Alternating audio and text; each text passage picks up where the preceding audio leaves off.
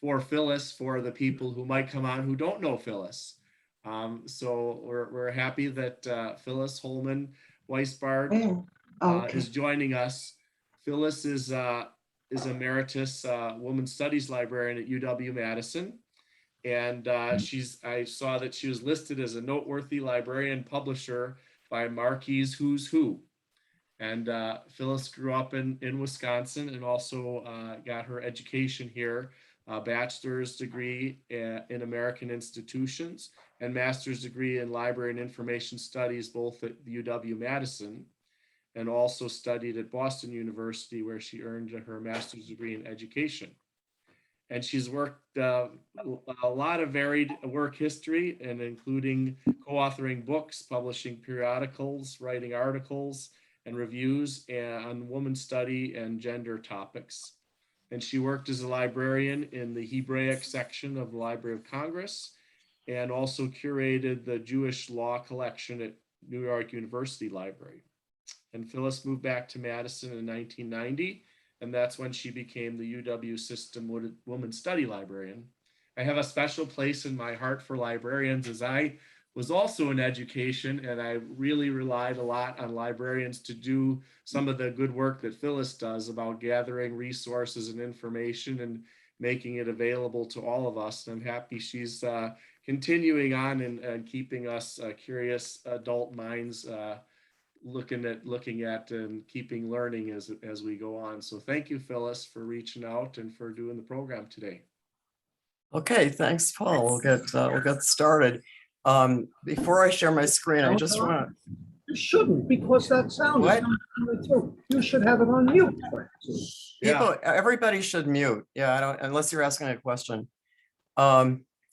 And if it freezes, sometimes my system freezes, Paul has copies and we'll take over the screen part, and then I'll still be able to talk. So we'll see. I got an Ethernet cable and just connected it, so I think it'll be all right. Anyway, I'm going to be sharing things that I've learned about biblical archaeology, primarily in the last, I used to say a year, now it's a year and a half on Zoom. Lectures and conferences and all that sort of thing. And I've been interested in this a long time, and I think some of you probably are too. Really, anybody who goes to Israel, you can't help but be sucked into the history of the land itself and what went on there. And I just really pursued that mildly throughout my life. When I retired in 2013, the first course that I audited on campus was biblical archaeology with Jeff Blakely. It was an excellent course. They're not offering it anymore, unfortunately, but I really liked it. And then I subscribed to Biblical Archaeology Review, which is written for lay people, but often by archaeologists. So it's an excellent way to keep up on this stuff. And I have some other suggestions at the end. So some caveats. I'm not a biblical archaeologist. I'm not even an archaeologist. I'm going to do some stuff on science and tech. I don't know any more than what I say to you. I'm not into science and tech. I'm a librarian, and there are some librarians on this call. Those of us who are know that we become interested really in anything and everything. And our skill is researching it and distilling it and putting it together for other people. So I hope that that's what I'm going to do. That marijuana part is going to come in towards the science end of this presentation. So you'll have to stick with it if you want to find out about marijuana on the altar. And I'm going to be focusing on the Iron Age. So that's from about 1200 BCE to the destruction of the first temple, 586 BCE.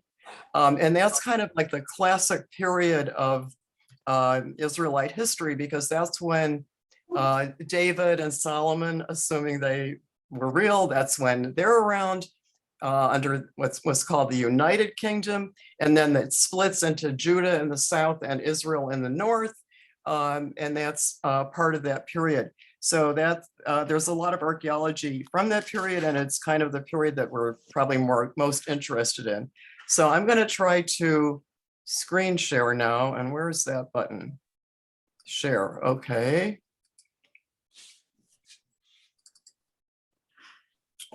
Slideshow, play from start. Okay. Are people seeing this?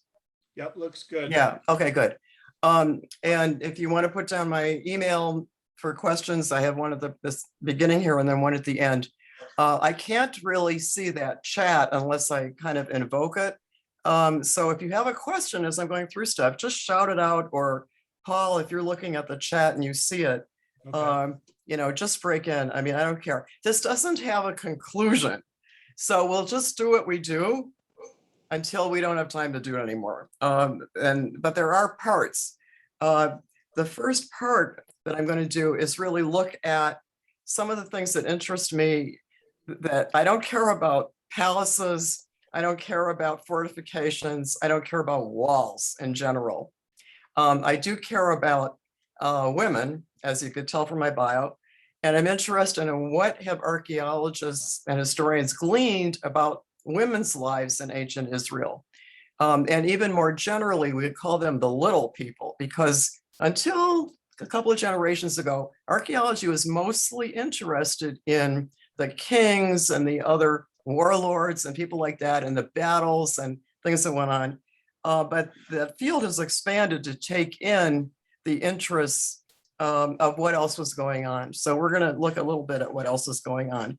And then we'll look a little at the science stuff, what had science contributed to this study. And then if we have time, I'll show you some inscriptions that verify for us some of the names in the Bible. They really did live. At least they were also noticed by the Assyrians or the Egyptians or the Moabites or the Israelites. Okay, so that's the plan. And what I'd like to start with is, like, how do we know what we know? What is the evidence for ancient Israel history? So of course we've got the Bible, and we've got other Jewish writings from a little later. The Josephus, Jewish historian, lived in Roman times. Dead Sea Scrolls, the Talmud, also later. But things didn't change, especially for those little people living in rural communities, didn't change all that much. So that their evidence is also useful. We have ethnography, which can be both how do people live in the developing world even today, and especially in rural communities, and what evidence do we have from people who traveled to the Mideast, especially in the 19th and early 20th century.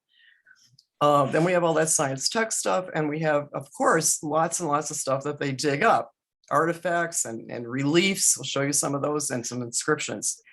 So those are the kinds of things, but I wanted to just press a little more on the Bible, and maybe to get a little conversation here about, you know, what's it good for as a source, and what isn't it so good for as a source for understanding the history of ancient Israel. So anybody, just talk, unmute and talk.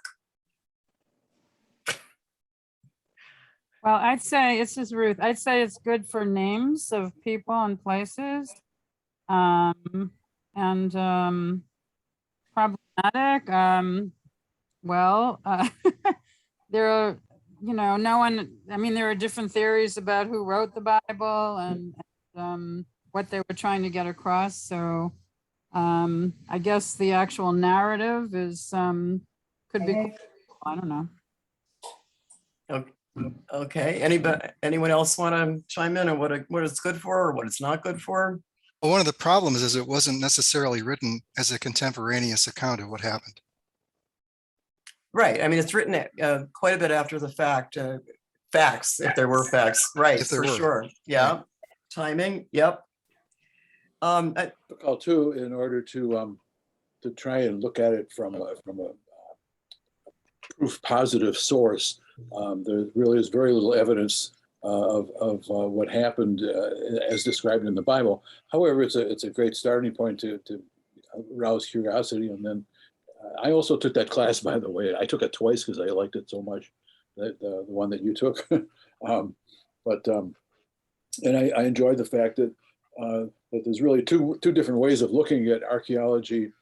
Is pro-Bible and anti-Bible. And so you get both of those factions going at the same time, often in the same places. But it's a fascinating field, and I'm so glad to be watching this. Right. One question.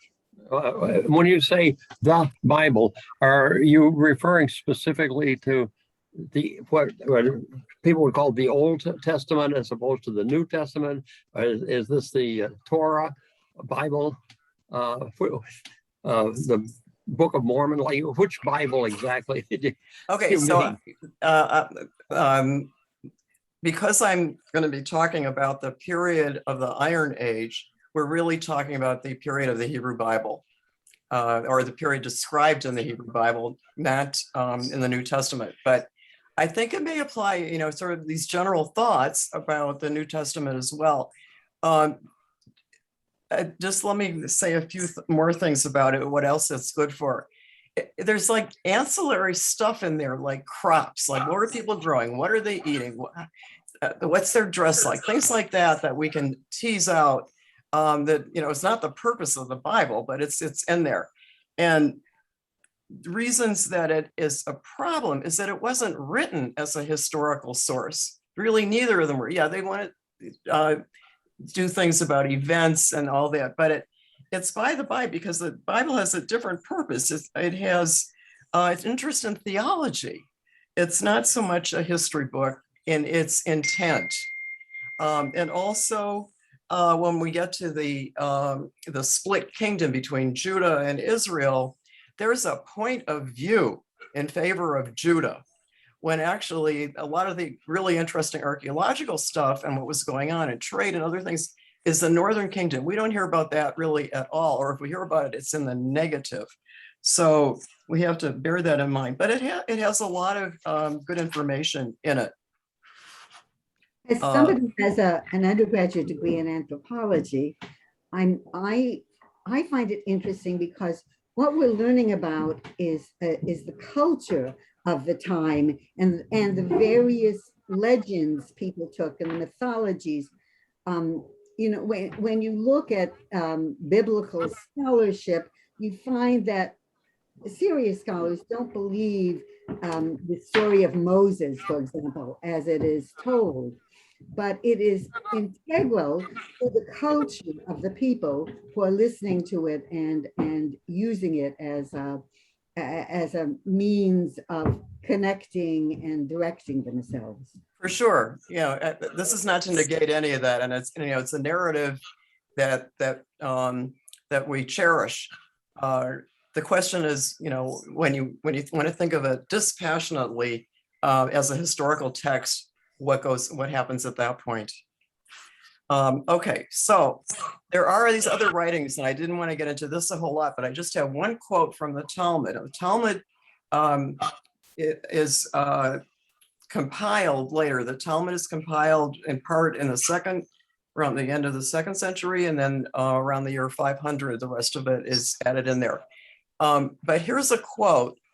Rabban Gamliel says, 3 women may knead together and bake in one oven, one after the other. But the sages say 3 women may engage with the dough. One kneads, one rolls out, and one bakes. So what can we infer from this quote?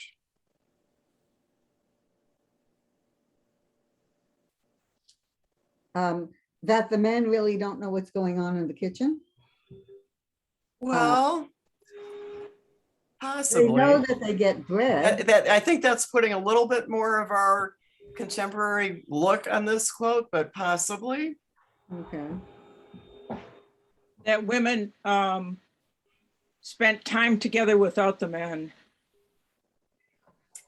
Also, sounds like it. Yep. It sounds from the sages quote like women can't really work together. One has to do one thing, one has to do the other, one after the other. They can't, you know, too many, what is it? Too many hands spoil the broth, or how, I forgot how that expression goes. That from what the sages say, that's kind of their opinion. That's sort of a way that the Talmud puts certain kinds of arguments. It doesn't necessarily read like that in the English, but could be. I have a question about timing.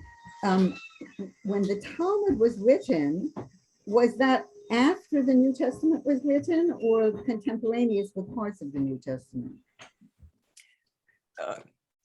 Well, the New Testament is, I think, toward end of the first century, I think, at least the apostles, the gospels, whatever they're called, the four. Right. I know they're after Jesus, but not by a huge amount. I don't know when the other books go in. It's not something I know. And in terms of the Talmud, the Mishnah, these things must have been hanging around, but they're compiled by about the year 200. So, you know, they're not that far off. And then the Gemara part is later. That's like a century after the synoptics. From all the gospels were written after the destruction of the temple. Oh, and for that sure. was around 70. So the Talmud would have at least a century after the writings of Jesus' disciples to be, you know, the beginnings of the compilation. I think when you look at the women baking, it's a description of the time and how things work, rather than having another meaning, a more general meaning.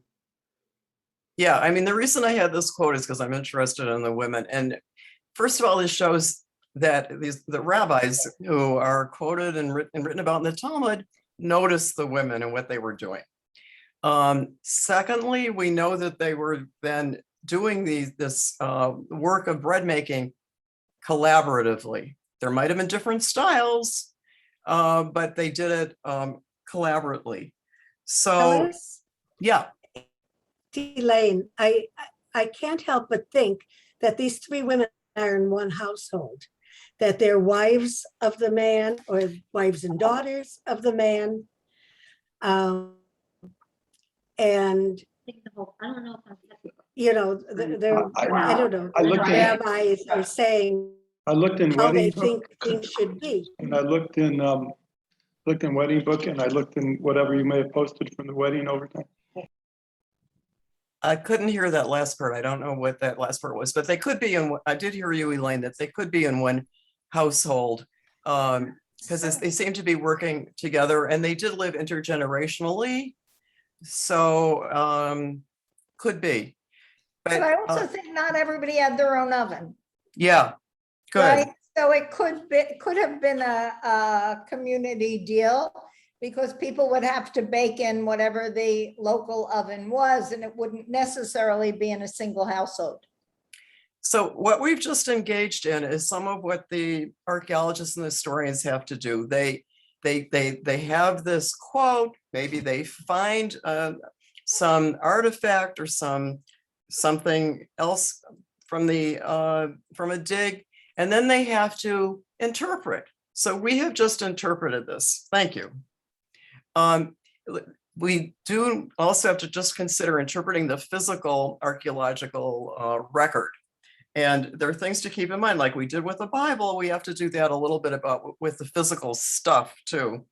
And I put this question on here, like one way to think about that is, what would 1,000 or better yet, 2,000 years from now, would the historians or archaeologists or whatever they call themselves conclude about our society? And let's say all of our electronics are, zapped, they're just gone. So what do they have? And these are the kinds of things that they find archaeologically from 2,000 years ago: dishes, jewelry, monuments, abandoned buildings, fire bomb things. For us, things like plastic glops on the ocean, we know they're going to survive for thousands of years. So, what are they going to say about us? Does that help us to think about what are we saying about ancient culture? I'll comment on that. Mad Magazine, comic book, whatever you call it, many years ago, had a cartoon thing of archaeologists in the distant future looking over artifacts from our times and trying to interpret what we did with these things. And have somebody with spark plugs hanging from his ears, and they're washing in a hubcap and trying to imagine what. It was hilarious, but they were misinterpreting the way we use the common things that we have around us. So, that's my point, is that, all these things are subject to interpretation and reinterpretation as other things come out. Hi, Howard, cousin Howard. Okay. Anyway, in terms of the archaeology, and somebody mentioned when we were chatting before this formally started, that the archaeologists themselves often disagree in their interpretations too. And in terms of the Bible stuff, there are what are called minimalists and maximalists in terms of how much they accept any of the facts as such from the Bible, and certainly the chronology. They differ quite a bit. And contemporary politics enters in as well, because to the extent that some things prove the Jewish people had a monarchy in their land, that's more on the maximalist side, and that's on the Zionist side in contemporary politics. And if they downplay that, there was no David, there was no Solomon, there was no United Kingdom, and it downplays the role of Israel, the state, in contemporary politics. So that's all happening kind of in the background. But even in terms of the artifacts, and just the way we saw with that quote from the Talmud and interpreting what does it mean, say they find one thing. Does that one thing, is that an exception? Or is it typical? In other words, is it an outlier or is it typical? Until you find more of those things, who knows? So there, right there are two ways to look at stuff. And many things don't survive so well. Textiles don't survive so well. They do in a very, very dry climate, and we have a little bit of textiles. They do fine in permafrost. We don't have any permafrost in the land of Israel. But anyway, there are things like that to consider when we think about the archaeological record. And when we read archaeology, those things turn up. And then, like I was saying before, the little people were not so much a concern of the archaeologists till more recently. But now we have scholars who look at them in particular and are interested in teasing out what their lives were like. So here are some pictures about women and household production. And these are mostly from an article by Carol Myers, one of the current archaeologists who's interested in gender. In an article she published in Biblical Archaeology Review, which I mentioned before we got started, is a good source for keeping up with archaeology as a layperson. And she, I'm sure, extracted from books that she's written. So she and other scholars who study women and gender say that the household, first of all, was the site of work, the workplace for men and women. In ancient times, that something like about 90% of the Israelites lived in rural communities at the time. And they had to really make everything. Yeah, there was some trade, but not a lot. Mostly they made everything that they had to eat or wear or use. And Carol Myers said that the women were the COOs. The chief operating officers of these households, and probably a senior woman. So like Elaine said before about several, women maybe were baking together the bread. The grandmother may have been, more in charge. And the kinds of things that these women did, we see a little bit now. Obviously, this is a recreation, the bread making one there. But using stones from Tel Rachov from our period, 9th century BCE, to grind. We see these two ovens below that. I guess that was a wall in between them, or maybe not. Maybe it was just some kind of a division, but we see what their ovens looked like. And then there is a little bit of information about the textiles. They're especially about spinning and spinning tools. So all those things were in use. But again, quoting Carol, And these are some great verbs coming up here, what the people did, especially the women: plowing, planting, harvesting, gathering, threshing, winnowing, flailing grains. Okay, so all of those things are going on at the household level. And then I put up some pictures to show a little bit about the ethnography. And these are from photographs that were taken in the late 19th or early 20th century. And we see a woman weaving a straw mat. We see a Bedouin woman actually plowing. So they, you know, and then we can kind of think back. These are societies that did not change very much, if at all, over quite a few years. So plowing, yes. Here's another view of these women working together, I think at an oven. It's not a great shot, but I put it in here because it was taken by Gertrude Bell. Anybody know about Gertrude Bell? Anything?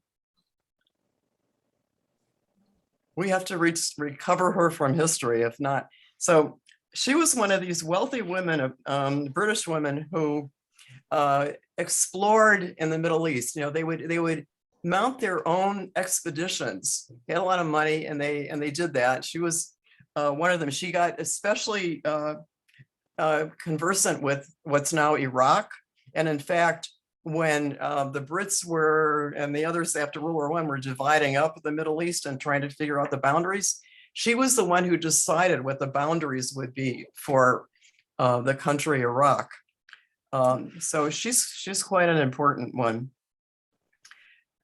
Okay, I wanted to talk a little bit about what the people are eating, but I think I skipped a slide. Let me see if I can go back. No, I don't know what happened to it. Not here. Okay, let's go to food then. That's fine. Maybe I got them out of order when I was practicing here. All right, we're into food. What the Israelites ate. And here the Bible is very helpful. So we've got this nice quote. I'll read it in Hebrew just for fun. Eretz chita u'se'ora v'gefen u'te'ena v'rimon eretz et shemen udvash. A land of wheat and barley, of vines, figs, and pomegranates, a land of olive trees and honey. And it's even a song. And this is pretty accurate from what they have found, the remains of the grains, that wheat and barley were the mainstays of the diet. But they had a lot of other stuff too. Of course, they had flocks, so they could eat their sheep, their goats, but they used them for everything. They milked them, they used their hair for textiles, they used the dung for fuel, they used the skins for parchment, all those things. So it wasn't like they ate a lot of sheep and goats either, maybe when they got too old or something, but they also had pigeons and doves and they ate them. They had tons of vegetables, all the legumes and everything. They could season with onions and garlic, other seasonings they didn't list. They had a lot of nuts, almonds, pistachios, and like we saw in the quote, we've got the vines, the figs, pomegranates, and other fruit.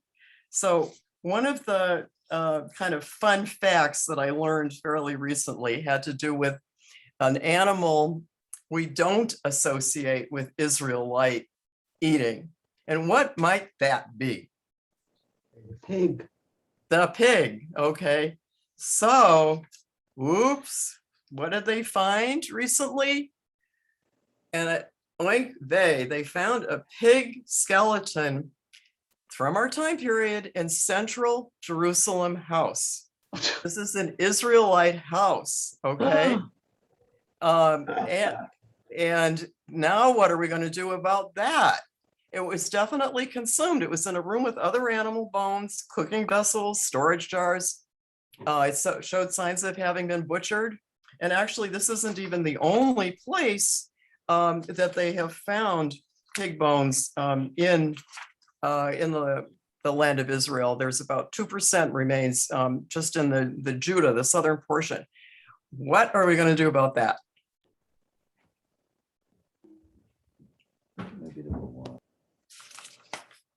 Anybody want to take that on, or what does it mean to you to know that? But they have butchered it and sold the meat to non-Jewish households.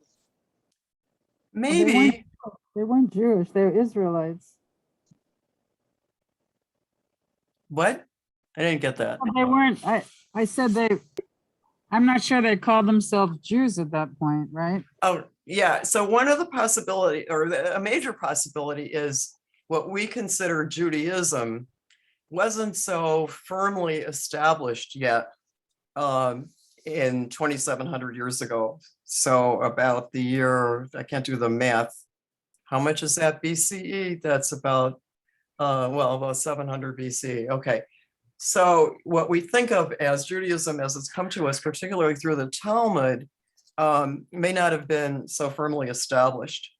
And something else though is that maybe the archaeology wasn't quite so good either, because they thought, okay, we find a lot of pig bones along the coast where the Philistines lived, and maybe in the northern part where the Phoenicians lived along the coast, and where the Israelites lived in the central, not so much, to try to figure out, is it Canaanite or Israelite or what is it?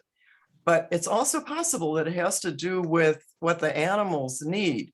And the flocks that of those sheep and goats that the Israelites had, they graze. They don't need to wallow in water in a trough or something. And down along the coast, they had the water. So it's possible that some of what was going on is really what kind of animals can they raise based on where they live. So, stay tuned for this. I think there's going to be more of this. Now, there was a spring, the Gihon spring, that this animal was found near.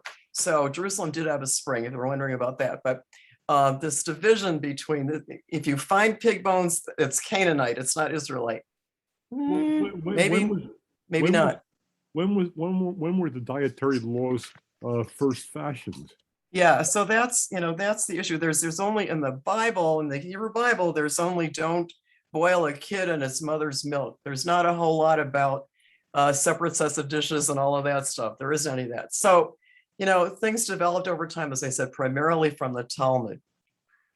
Phyllis, can I ask you something? I'm sorry. Yeah, go ahead. I probably can't answer, but go ahead. No, you can. From the prior slide, I know you had the quote from the Bible about figs and all those other things, but then you had a list of all those other foods like onions and leeks. Yeah.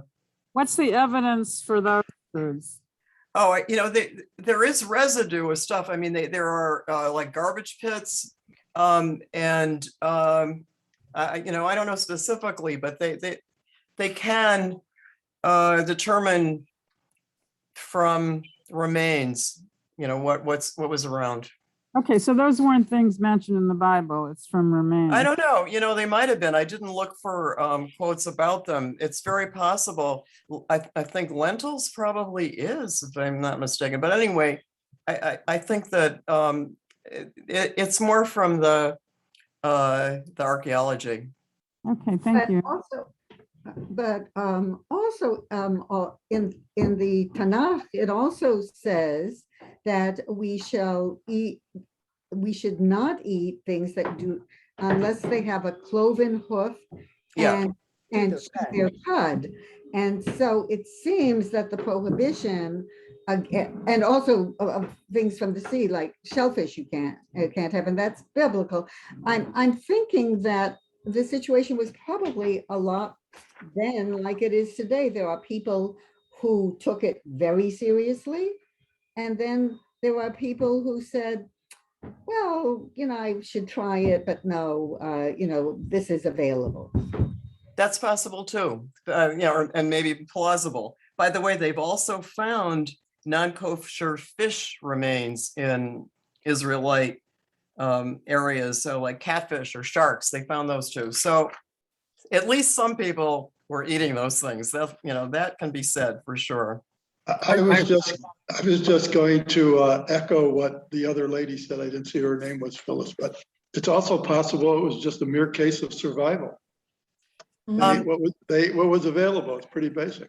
Could be, except if we go back to that slide with all those food that was available, they have. I mean, it's a land of plenty. I don't think unless they're under siege and are cut off, which happened. There were places that went under siege. They're really not having a problem with food that I know of. But that, that's certainly at least plausible. Let's move on to I have a question for you on how sure, Jim. The land of wheat and barley became the land of milk and honey. And I think is that a recent thing because of the Broadway musical? No, I'll say no. I'm not going to get into that one any further, but that's no. Let me show you some of this side text stuff. And I mean, you see, all of these things generate more discussion because they're so fascinating. So here are some of the areas of science and technology that lend themselves to helping us understand archaeology. So there's a lot of stuff about bones. I talked about bones a little bit already. I'll show you another one on bones. There's chromatography, where they can figure out what elements are in the residue by breaking them down somehow chromatographically. And that's where we're going to get to the marijuana. More recent things like artificial intelligence and high resolution imaging. My favorite is geomagnetism. I had no idea that that existed. And of course, there's a lot of DNA. I left that at the end because, we know more about DNA. It's like, oh yeah, we're going to do DNA analysis. So, and I don't feel like talking about that one at length. I do for Jewish genealogy. That's a whole other story. Okay, so these are some of the science and tech areas. Let's look at the first one on carbon-14 and especially bones. Whoops, let me go back to bones here. Okay, now here's something interesting, I thought. Chickens were imported into the Levant 5,000 years ago. So we're going way back before our Iron Age period, but they were not eaten until the Hellenistic period, Greeks and Romans. Why? Why did they import chickens and not eat them? Was it for Eggs. For the eggs? Eggs could be eggs. I mean, yeah, but they had, those pigeons and doves, they have other sources of eggy things too. Well, they have maybe fighting cocks. Yes. Or are they feeding other animals with them? So Lauren, what you said, they're fighting, they were imported for cockfighting. And that's why I have this picture. It's actually from Pompeii. It's a mosaic of cockfighting. And that's what they did for like 3,000 years. They needed the roosters. But then I guess they noticed that the Romans and the others, the Hellenized peoples, were eating the chickens. So they decided to eat them too. And now we have Friday night meals that are almost exclusively chickens. But anyway. If you're familiar with Key West, they have these beautiful big roosters that walk around the street, but nobody tries to eat them. They're decorative. They're decorative, and they're there to make people, look at them and like them. Right. Well, I don't think I'd want to eat some old rooster either. But anyway, how do we know these were that they were consumed? Like those pig bones, there's a lot of them in one place, and they show signs of having been butchered. And in this case, they're female chickens. So these, these were eaten, and we see the scientist with a caliber here measuring some of the bones. So that's how we know that they were eaten. Okay, yay, chickens. All right, let's get to the marijuana on the altar. Okay. There are two altars found at Tel Arad. This is not that far from the Dead Sea in Masada.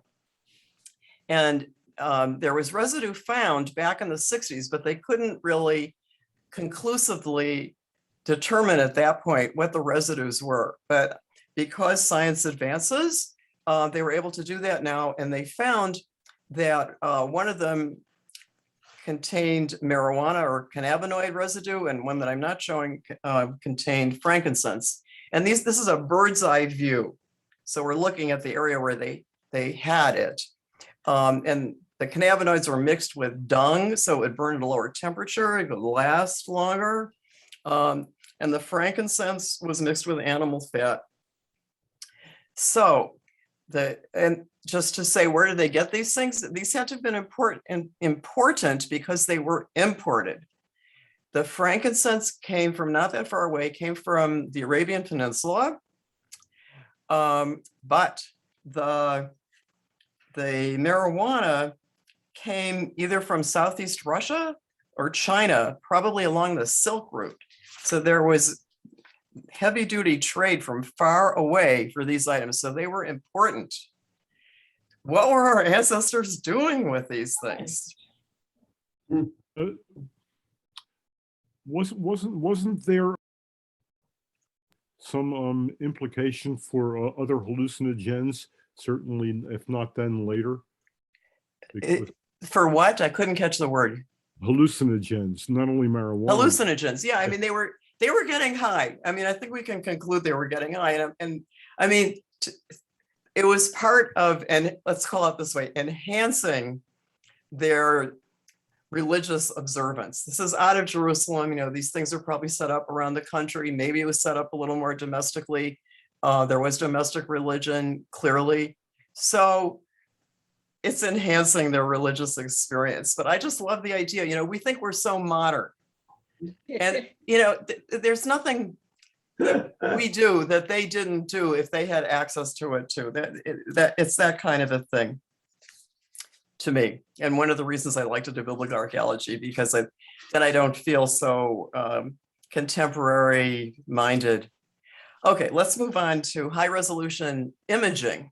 And we're going to look at something called the Mesha Stele, one of the inscriptions that we have from ancient times. And it's of a squeeze. I'm going to explain that in a minute. So this is the Mesha Stele. It's a Moabite stone found in Jordan in the 9th century. Moab was the country southeast of Judah. And the Moab is referred to in the Bible. And in this quote, the king of Moab refers to the king Omri of Israel. It refers to the Israelite god Yahweh, and it refers to the god of the Moabites, Shemush. So this thing, it looks kind of modeled, and it's the best reconstruction that we have. It was found in one piece by Bedouins in, let me see, what year? I'm not sure what year, quite a while ago anyway, but they broke it up. They had a fight and they broke it up. But luckily, someone had made what's called a squeeze. And it's a technique, if you think of a grave rubbing, the purpose is the same, the technique is different, but it preserved the text. So when they came to put it all together, they could put together the text. So fine. So it has been one of the sources for what we think was King David. In line 31, it mentions the house of David. Now, if you know Hebrew and Semitic languages, the vowels are not present generally, just the consonants. So the David, the D and the V, let's call them. And the person who translated had to supply the second D because that was probably left off, you know, down here somewhere. So fine. However, Israel Finkelstein, one of the famous contemporary archaeologists, says, it doesn't say David. It says Balak, one of the rulers not of Israelite origin. So, and Israel Finkelstein is one of those in the sort of that minimalist side of things too. This would be really earth-shaking if this were our only evidence for King David, but we have another one, which I'll show you in a couple minutes. Yeah, we're doing okay on time. We're doing okay on time. That's what language was that in? This language, what is the language of this one?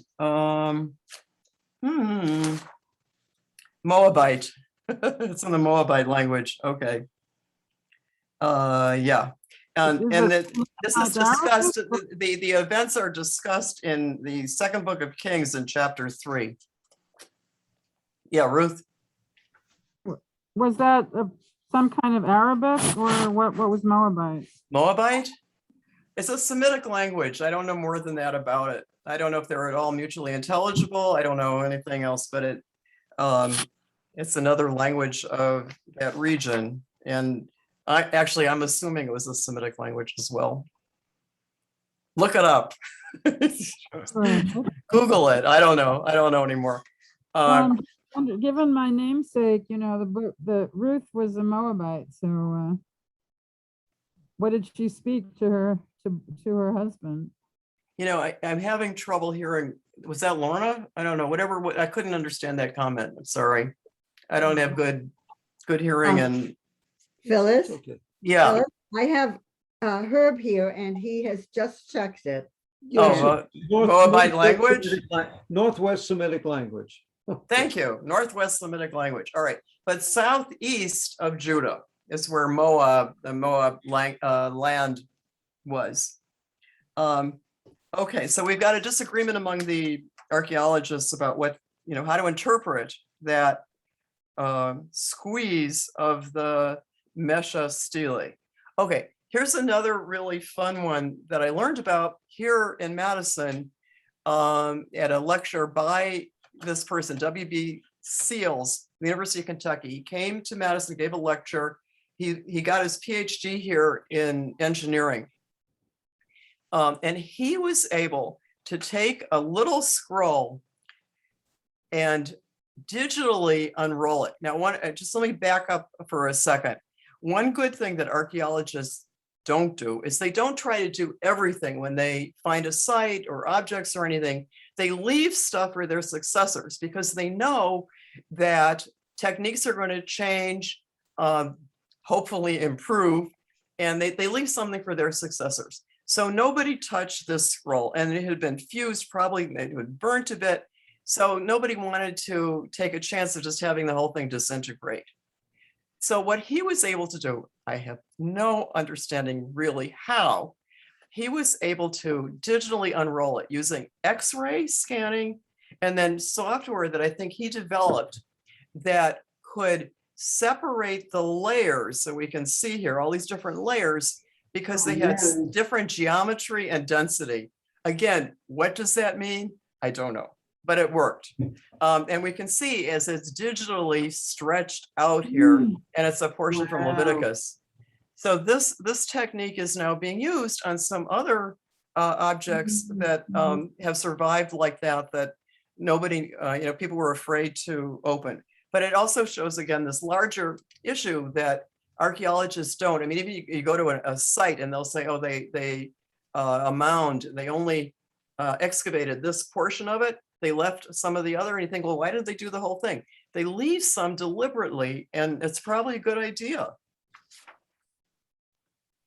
Okay, so that was a cool thing that I learned about here in Madison. Then there's some recent article in April about using artificial intelligence to figure out how many scribes wrote each and every Dead Sea Scroll. They first applied it to the Great Isaiah Scroll, and they found that there were 2 scribes who had compiled one of the scrolls.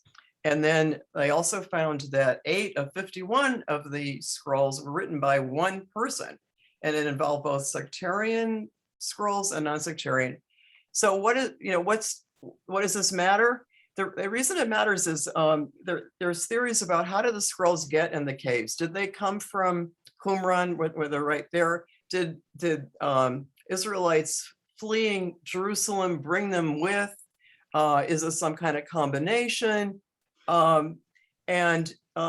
If you know that they had scribes from one area or one time period and not another, it kind of helps that picture of trying to figure out a little more about the timing and the original locations.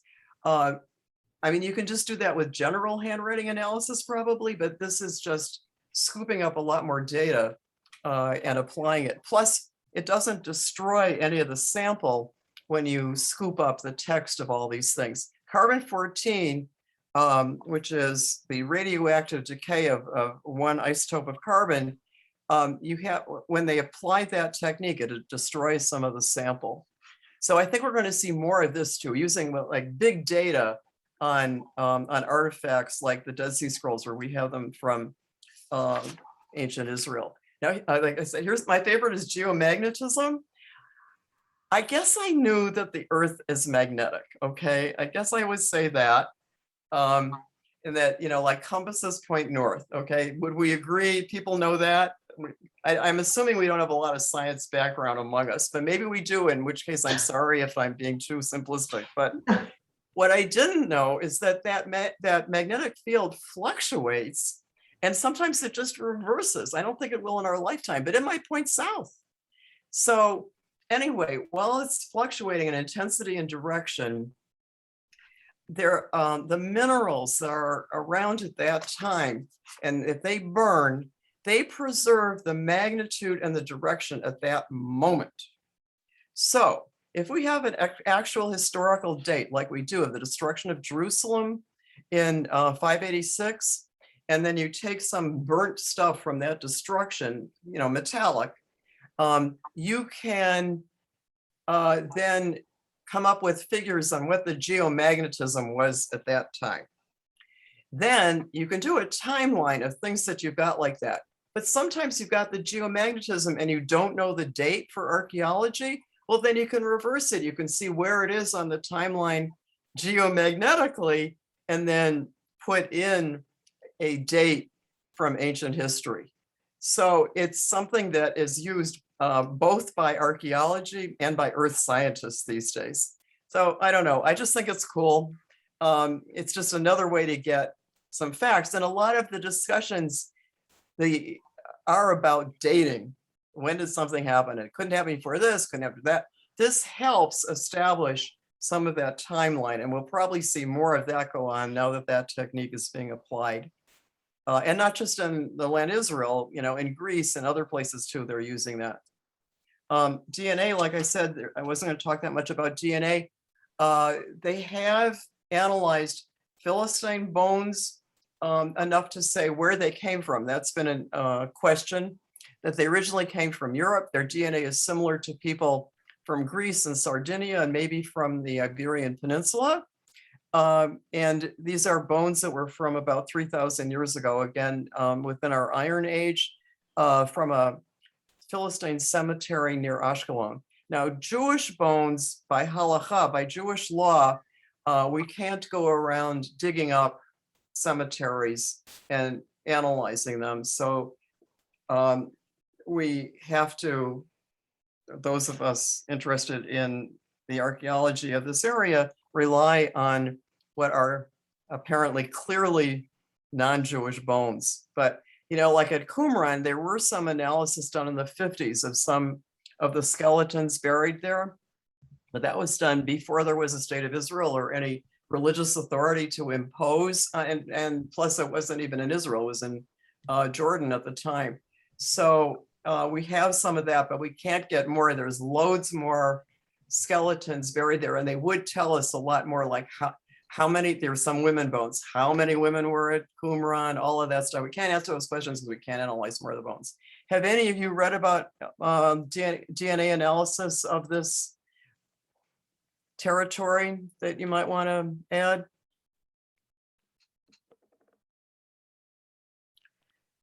So, you know, watch for that. There may be some more. Let me do a few of these inscriptions quickly because I see we do have a little time. So inscriptions on monuments like that, Mesha Stele.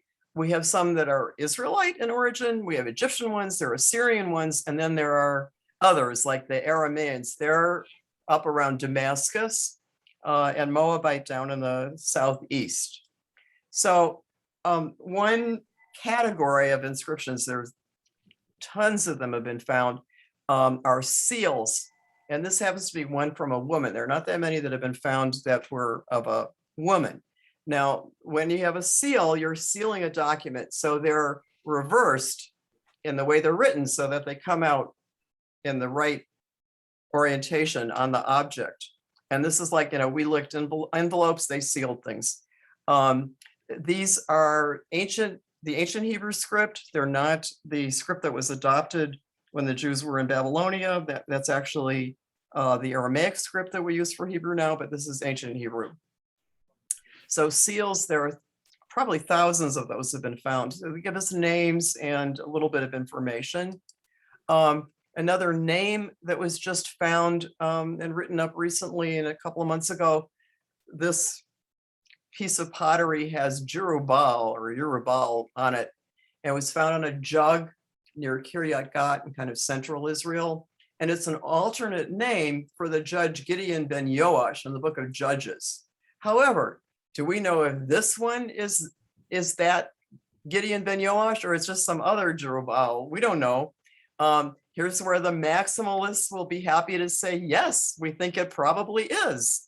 And that's what Joseph Garfinkel and Ganor say, but they can't really, at this point, rule it in or rule it out. But it's part of that ongoing debate. What? Well, I'm going to go on because I'm sorry, I can't always hear what people are saying. Here's another one of these steles. This one's from Egypt, from 1208 BC, towards the beginning, right around the beginning of the Iron Age. And this is the first mention of Israel, the people, from any source, beyond the Bible. And Merneptah was a leader, and he says, Israel is laid waste and his seed is not. We know it's Israel, the people, because there are these two little people here. This is part of the Egyptian sign for many people. Okay, that's people. And then these things are actually kind of syllabic, saying Israel somehow. So that's important to know that as of 1208 BCE, the people Israel was known to the Egyptians, and they, of course, are trying to conquer them always. Now, the one I mentioned before that is so important about David is this one. This is from Tel Dan, way in the north of contemporary Israel. This got found in the 90s, but it's just super because it's pretty clear writing. I mean, even if you can't read ancient Hebrew text, you can see that the letters are rather clearly embossed, let's say, or whatever the technique is, carved, not embossed, carved. And it definitely says the King of Israel, House of David. Okay, so of course the minimalists are going to say, well, it's not really King David, it's somebody else's house, it could be any house, what do we know? But it's about battles, it's about kings and chariots and cavalry and the King of Israel. I mean, come on, who else would it be but King David? So this is a biggie, and I haven't been to Israel or up there since it was discovered, but apparently you can go and visit it or a facsimile of it, and maybe some of you have done that. So that's a biggie. So probably there was a King David. I mean, maybe he only ruled a little bit of Jerusalem, maybe not a kingdom. There are going to be debates about that, and the same thing, they find fortifications of other towns, and they say, well, maybe it was, maybe it wasn't from David, for Solomon, whatever. Constant debates, and this is constantly changing as more stuff gets discovered and is open to interpretation. A few reliefs. This is from Assyria. We've got an Israelite here bowing down to the Assyrian king. Some dispute over exactly who it was. Was it a servant, or was it someone from the house of Omri, from one of the kings? And it's found in Iraq, 19th century, but it's a cool relief. And this is in the British Museum along with others. If you're in London and you want to go see the Assyrian stuff, you'll see things of interest to Israelite history. I think this one's also in it's part of that British Museum. This is a Judean family going into exile from Lachish in Judah in 701. Even though Judah was not conquered till 586, the Assyrians did conquer Lachish, the second city in importance to Jerusalem before that, and they took people into exile. So we see a woman carrying her children. We see probably the husband carrying some of their possessions, and they're hauled off to Assyria and probably become part of the 10 tribes that are not really lost. They just settled there. And this is another one from Assyria. I'm not going to go through, but it mentions King Hezekiah. There are various mentions of King Hezekiah from that same time period. And then a fun one is that an external mention of Balaam ben Beor, a divine seer. So you may know him from the Bible, from the Balak portion in Numbers. Balak hires this seer to curse the Israelites, but instead Balaam blesses them in a series of poetic oracles. And I think there's a donkey involved there too somehow. So, this is obviously some kind of, legendary thing, but it's not just a legend in the Bible. It's also found in this other place, again, from Jordan, found in the 60s. It's from a language that has yet to be identified. It's apparently understandable as a Semitic language, but they don't really know what it is. It's got some aspects like Aramaic, some are closer to Canaanite, and Hebrew, we don't know. And with that, I'm just going to show you some reading suggestions if you want to keep up with all this stuff, and see if you have any other comments or things, questions. So I mentioned a few times Biblical Archaeology Review, which I recommend. I put a few books on here that I have not read, but I would hope to sometime, about daily life. So we have more about, what the women and the little people, what their lives were like. Eric Klein has spoken here in Madison. I've heard him. And this book of his, I do actually intend to read sometime, although maybe after another edition comes out.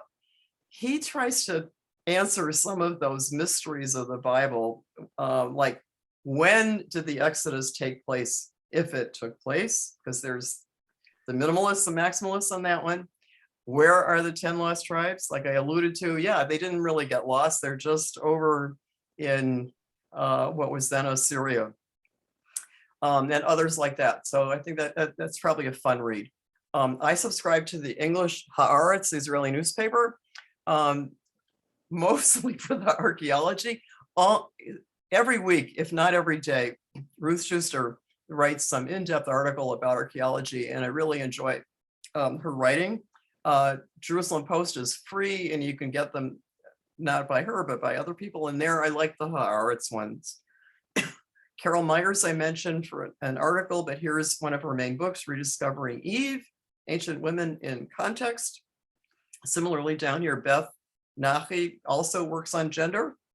And then unpronounceable name, first name Lawrence, is the one who has researched all these people in the Bible and gotten confirmation archaeologically from external sources, from Egypt, from Assyria, and so on. And he published that and an update in Biblical Archaeology Review. And if you copy down that name, I think you can probably just turn up the article. It is online if you want to see, oh, who did he find? And he did that for the New Testament as well. So he's got other people from the New Testament in a separate article. I see also the last name of the person who helped organize this lecture today, Borowski, but not Paul, Oded Borowski, and it looks like an interesting read too, the daily life in biblical times. So kind of interesting. Oh yeah, right. That's why I put it on there. It seemed to be, and then he has these other books on animals and on agriculture. So if you want to I did go into those areas. Speaking of animals, I did want to ask. You mentioned that chickens were one of the things that were imported, and I was curious from where. Where were they imported from? I didn't say. Then I probably don't know. Let me look back through my notes and see if. Never mind. Where were the chickens? I don't know where the chickens were from. I don't know. Francie, I'll find out and I'll email you. How's that? Thank you. Okay, or you can use your anthropological spouse to find that one. Right. Other comments or questions or anything? I think I'm gonna stop screen sharing. Is anybody needed longer? I have a question or a comment, I guess. When you're talking about geomagnetism, and I first thought was, well, how could that possibly be of any use to archaeologists? The Earth's North Pole does move around, but it doesn't move very far. It's always contained within the area about the size of a baseball stadium, for like a Yankee Stadium or something. So that's not going to be helpful to archaeologists. However, the North Pole is also getting weaker. You talked about the pole reversals, and the way the poles reverse is that both North and South poles get weaker and weaker until they go down to zero, and then they come up again in reverse order so that the South Pole becomes the North Pole and vice versa.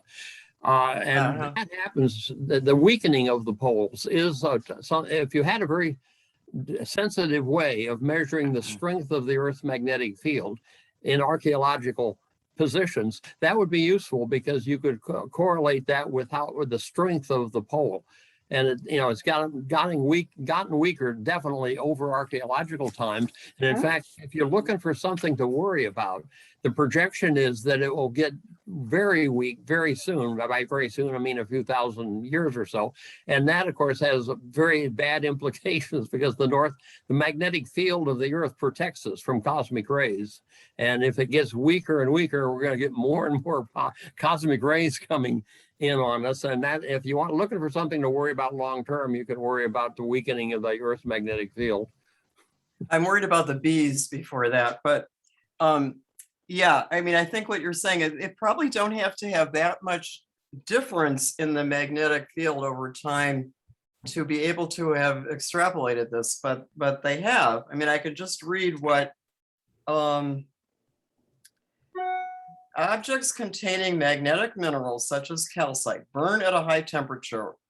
In particular, they preserve the magnitude and direction at that moment. And then they can be compared to actual dates when we have the dates. So I don't know. The magnitude bit would be very useful because as direction, I don't think it's changed much. It's always north has always been north during our lifetime. In some past times, it's been south, and in some future times it'll be south, but it's been north during our time. But the strength of it definitely changes with times that would be comparable to what we're studying. So that must be what they're using. This magnitude issue is, what they're able to do. But again, these things, one could get into this a lot more by looking these things up and everything like that. I just like the results. I'm not so interested so much in the techniques other than, that they exist and they're being used by archaeology today.